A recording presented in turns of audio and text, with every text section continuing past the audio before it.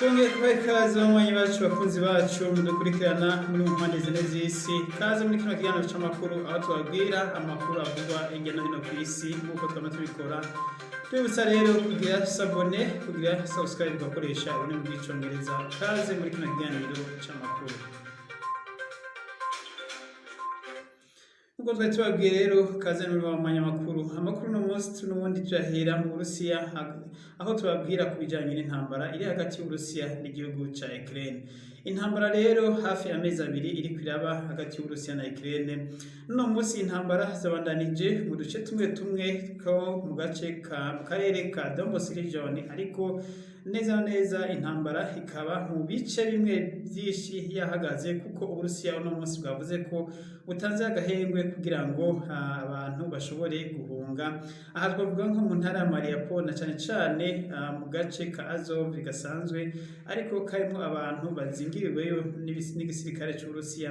Muri kano gace rero niho twavuze hari ca kinogo cyo kwinyegezamo canke ihandake isanzwe irimo abasirikare b'Abarusiya, ndetse hakaba harimo n'abanyagihugu bivugwa ko harimo abagore n'abana binyegeje muri kino kinogo. Twibutse ko ku munsi wa Mungu uherutse aho Uburusiya bwafata iyi ntara ya Mariupol, kano gace ka Azov gasanzwe karimwo bano bantu, Perezida Vladimir Putin yamenyesheje ko abasirikare b'Uburusiya batorasa muri kano gace boreka kubera hariyo abantu benshi cyane gose. None no munsi umushikiranganji wo kwivuna abasi b'Uburusiya yatangaje ko bahaye amahirwe abantu bari muri kano gace yuko bovayo bagahunga. Uyu munsi rero ibikorwa byose by'intambara muri kano gace byahagaze, ndetse abasirikare b'Uburusiya bari bagose rino rembo yihandake canke ya kino kinogo bakaba bigiyeyo cyane gose, aho bavuze ko bigiye kugira ngo bahe umwanya abantu baveyo, ndetse n'abasirikare ngo bashize ibigwanisho hasi bagashaka kuvayo nabo nta kibazo ngo barashobora kuvayo bagahunga. Ibi rero vyamenyeshejwe n'umushikiranganje wo kwivuna abasi w'Uburusiya, aho yavuze ko uyu munsi atanze agahengwe ko aya masaha 28 aheze ibikorwa vya gisirikare n'ubundi bishe bibandanya ukuri kwamye. Tukivuga rero ibi vy'agahengwe Uburusiya buvuga ko bwatanze muri kano gace ka Azov, Ukraine yoyo imenyesha ko ibi itavyemera ngo kuko Uburusiya butigeze bwubahiriza na rimwe amasezerano yo guhagarika intambara ngo kubwa humanitarian aid, ngo kubwo kuvura abakomeretse canke guha ifashanyo abazikeneye mu gihe c'intambara. Ngo rero Uburusiya kubera butigeze buvyubahiriza, ngo nuno munsi ntaco tuma Ukraine yizera ko ibi bavuze ko bagiye kuvyubahiriza. Sigora rero ko igihugu ca Ukraine coco camenyesheje ko n'ubundi intambara ibandanye ukuri kwamye, ko igihugu ca Ukraine gitemeye aya ibi ivyavuzwe n'Uburusiya byo kubanza guhagarika intambara ngo kugira ngo abantu bave bahunge. Ukraine ikamenyesha ko ngo imvugo z'Uburusiya ngo barazizi cyane gose bazimenyereye, ngo nibi rero nta mpamvu nemwe yotuma bavyizera ko Uburusiya bugiye gukora ivyo bwemeye. Ibi vyavuzwe n'umukuru w'igihugu wa Ukraine Vladimir Zelensky mu gihe yari yakiye iwe abategetsi ba Amerika bari bamugendeye baje kumuha ubutumwa bwa Perezida Biden bavuga ko banashigikiye kino gihugu ca Ukraine mu ntambara kirimwo. Abategetsi nabo rero bari basanzwe bagendeye igihugu ca Ukraine kuno munsi ni umushikiranganje wo kwivuna abansi wa Amerika, uyu nawe akaba ari Leand Austin, akaba yari i Kiev ku mugwa mukuru wa Ukraine, ndetse akaba yari kumwe na sekreteri mukuru wa Amerika, uyu nawe ni Blinken. Nawe nyene akaba bari bamuzanye ubutumwa mubwira ko Amerika ibashigikiye 100% iri kumwe nabo, ndetse bakaba ngo batembereye muri kino gisagara ci Kiev baraba uko imibereho yifashe, aho bavuze ko ngo biboneka ko ubuzima buhari neza. Blinken yavuze ko biboneka ko nubwo igihugu ca Ukraine kiri mu ntambara, ngo abanyagihugu i Kiev ngo barabona ko hari icizere cy'uko intambara izohera, na cane ko bizeye ko ubutegetsi bw'Urusiya buriko burabatera uno munsi ngo buzovaho, maze ngo igihugu coco ca Ukraine ngo kikazosagarara imyaka yose n'imyaka ngo kikazogumaho, ngo kuko ubutegetsi bw'Urusiya ngo buriko buratera uyu munsi Ukraine ngo butazokwamaho. Ico nico cizere rero abanyagihugu ba Ukraine bafise ko ngo vyatebuka ko Ukraine igiye kubona amahoro kandi bisubire kubaho mu mutuze ntangere, ngo nk'uko yari bayeho ngo imbere y'uko ngo Uburusiya butera kino gihugu. Tuvuye rero ngaho mu Burusiya nkuko na Ukraine nkuko muvyumvise, reka tubandanye rero n'ayandi makuru ariko aravuga hirya no hino kw'isi. Amakuru ababaje cane gose rero yavuzwe muri Nigeria, aho muri Nigeria abantu nibura barenga 150 bapfuye bahitanywe n'ibiturika cane gose, ibiturika vyavuye ku bitoro vya Magendo, aho abantu basanzwe bakura mu kiyaga gisanzwe kirimo ibitoro mu gace ka Delta. Aka gace rero kazwi ko ari agace karimo ibitoro cane gose.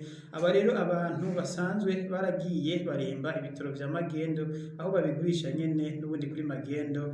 Ibi rero aho bariko bakurayo bino bitoro, aho bagerageza kubihingura kuko ngo bacana imicamo myinshi cane gose kugira babiturire bakoremwo ibitoro nyezina. Rero bimwe mu bikono batekamwo bino bitoro vyaturitse, aho vyahitanye abantu nibura barenga 150 bari basanzwe bakora muri hano bagira bino bitoro, ndetse kino kigo bagiramo bino bitoro kikaba ari ikigo ca Magendo kitari cemewe n'amategeko. Ibi rero abapfuye cane baguye muri kino kigo n'abari basanzwe baje kugura ibitoro vya Magendo ndetse n'abari basanzwe babikoramo. Ubu rero ngo muri make abantu nibura 150 bahise bapfa, imiduga myinshi cane gose yahiye nkuko mubibona kuri aya masanamu, ndetse abantu baje kuraba ababo ntivyari bigishoboka ko ushobora kumenya uwawe kuko abantu bahiye baratokombera, ndetse leta ikaba yatangaje ko aba bantu bose nkuko bumvikanye n'abantu nyene muri kano gace ka Delta, bavuze ko abano bantu bazohambwa hamwe maze leta izane imiti n'abaganga bahapompe kugira ngo ntihazo haduke ingwara z'ivyaduka kubera izi mfu za bano bantu benshi bahapfiriye. Ikindi kandi leta ya Nigeria yamenyesheje ko igiye kugara ibigo vyose vya Magendo bisanzwe bicukura ibitoro bitemewe n'amategeko, bisanzwe bidafise ubwirinzi ko bwo gukingira abantu babirimo, ko leta igiye kuzugana. Ariko rero abashakashatsi bavuga ngo ibiso bwa mbere bibaye, ndetse ngo nta nubwo ari ubwa nyuma bibaye, kuko ibi leta ya Nigeria ngo n'ubundi yari yigeze kubivuga mu 2015 aho hari habaye ibisa n'ibi, ko igiye kugara ibigo vyose bicukura ibitoro vya Magendo. Ariko n'ubu ngo bikaba biboneka ko atacakozwe, ngo kubera bamwe mu bagira bafise bino bigo vya Magendo bicukura ibitoro, bamwe ngo ari abategetsi ndetse bari muri leta, kandi bikaba bikingirwa n'abasirikare bamwe ba leta, abajenerali n'abandi basanzwe bafise inyungu muri rino ndandazwa ry'ibitoro vya Magendo. Bikaba ico gituma rero ngo bigoye kuvuga ko leta ya Nigeria igiye guhagarika rino dandazwa ry'ibitoro vya Magendo vyama vyahitanye abantu benshi cane gose, igihe bituritse kubera bapfa kuzimba ata buhinga bwa none canke bunaribonye bakoresheje. Tuvuye ngaho muri Nigeria rero tugaruke muri East Africa, muri Kenya, aho hamaze iminsi 3 bariko bagandariye perezida yatwaye kino gihugu agira gatatu, nawe ni Mwai Kibaki, akaba ari nawe perezida bivuga ko yatwaye neza cane gose igihugu ca Kenya, akaba yatumye igihugu ca Kenya kizamuka ku butunzi ku rugero runini cane gose ruboneka. Mwai Kibaki rero yitavye Imana akwije imyaka 90 ubu, ariko arashingura mu iteka, aho ibirori vyo kumushingura vyose igisirikare ca Kenya akaba arico gifise cafashe mu ntoke ikibazo co gushingura umuperezida. Ibirori vyose biba rero bijanye n'ivya gisirikare, kuko nta basivile nubwo leta ivuga ko ari ifubwa ry'igihugu, ariko abasirikare boneka ko aribo bafashe kino gikorwa mu ntoki zabo, akaba aribo bariko barakurikirana ibintu vyose uko biriko biragenda, yaba kuva ku kambere canke gushika kwa nyuma. Uno munsi rero abantu kuva ku munsi w'ejo n'uno munsi abantu bari bahawe amahirwe yo kugenda kumunamira irya nyuma, aho umubiri wiwe wari washizwe mu nama nshingamateka ya Kenya, maze abantu bagenda bagaca imbere yiwe bagatanga icubahiro ca nyuma kuri uyu nyakwigendera. Uno munsi rero muri bino biro vy'inama nshingamateka ya Kenya, cegera c'umukuru w'igihugu William Ruto ndetse n'umukuru wa opposition Raila Odinga nabo bakaba bari bahashitse, ndetse na perezida Uhuru Kenyatta nawe akaba yahashitse, aho yavuze ijambo avuga ko igihugu cabuze, kikaba kibuze intwari ikomeye cane gose, ndetse umuntu akomeye cane gose igihugu kitazokwibagira. Igihugu ndetse ca Kenya kikaba cahise gishinga umunsi yapfiriye koko izoba ikonje publique, aho abantu batazokora kubera icubahiro bahaye umutegetsi yitavye Imana.